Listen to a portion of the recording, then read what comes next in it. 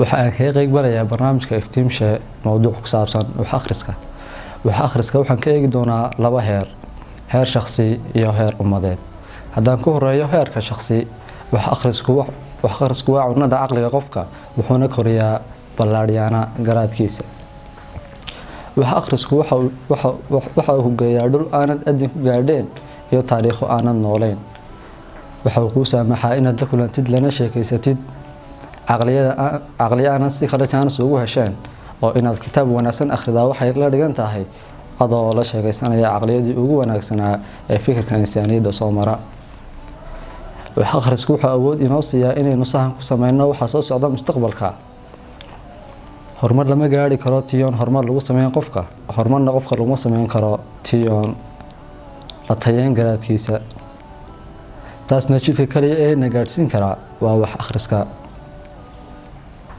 haddaynu milicsano taariikhda dadyowgii dunida wax kusoo kordhiyey bedelayna masaakar fikireed ee aadamaha, waxaynu helaynaa inay wax akhrin badan sameyn jireen. waxa u qiimo badan inaynu haysanaa waa waqtiga oo ka dhigan cimrigeena. sida ugu qiimaha badan ee unaga faa'iideyn karnaana waa in wax akhris aynu wax akhrino si aan u noolaano cimriyo badan.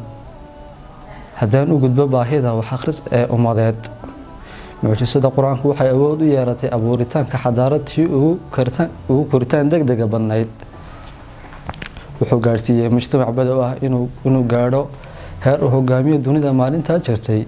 taas sababteeda iyo sirta ku dugan waxay ahayd in halkudhiga iyo ruuxda xadaaradda islaamka oo ahaa wax akhris. waxaynu ogsoonnahay ilaahay markii qur-aanka dadka uu soo dejiyey inuu u doortay inuu ku bilaabo ereyga akhri.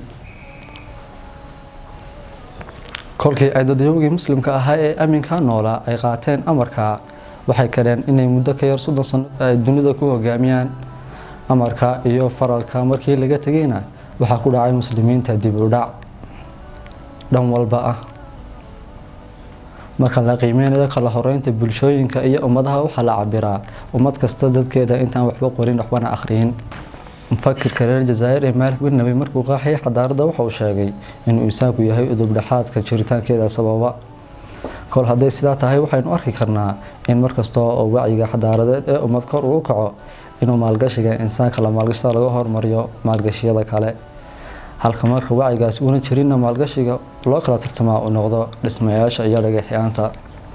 sanad waliba dalkeena waxaa la daahfuraa 10 goobood oo ganacsi, halka ay goobaha wax akhrisa ka yihiin eber tiro ahaan iyo tayo ahaanba.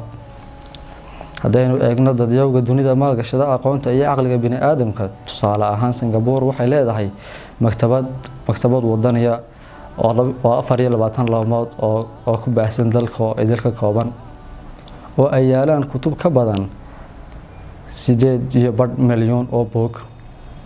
iyadoo tirada dalka aynu isku dhownahay, haddana waxa booqda sanadkii maktabada 36 milyan oo qof.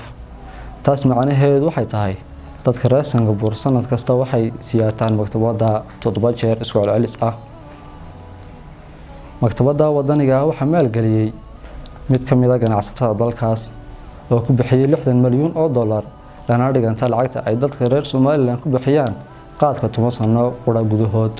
sanad walba Mareykan oo qura waxaa ka soo baxa 50,000 oo kitaab iyo in ka badan 10,000 oo majalad cilmi.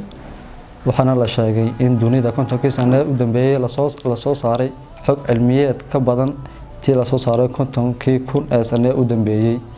waxa isweydiin mudan halkaynu inagu ka jirnaa taariikhda. waxaa hubaala haddaynu ku dadaalno soo saaritaanka jiil wax akhriska jecel inaynu gacanta u gelinay furaha aqoonta oo ah waxay dunidu isku dhaaftay maanta. laakiin inagu wali waxaynu taaganahay isku haysadka reer cabdi iyo reer dhagax keebaalan dhareysan iyo waxyaalo kale oo aan macno buuran ku fadhiyin. haddaynu run ahaantii doono inaynu noqono ummad sii jirta, taariikhduna xusto dhaxal waarana uga tagta jiilashada soo socda iyo bashariyada kaleba, waxay tahay inaynu dib u milicsano aayadii u horeysay ee Ilaahay inoo soo dejiyay. kelmadii lagu dhisay xadaaradaha kuwooda ugu faca weyn, kelmadii mutaysatay inay noqoto fariintii u horeysay ee arlada ka soo gaadha samada. aynu u hogaansano fikirkii u horeeyay ee quraanku la yimi aynu u hogaansano faralkii u horeeyay ee quraanku la yimi اقرأ باسم ربك الذي خلق خلق الإنسان من علق اقرأ وربك الأكرم. ورمضان كريم.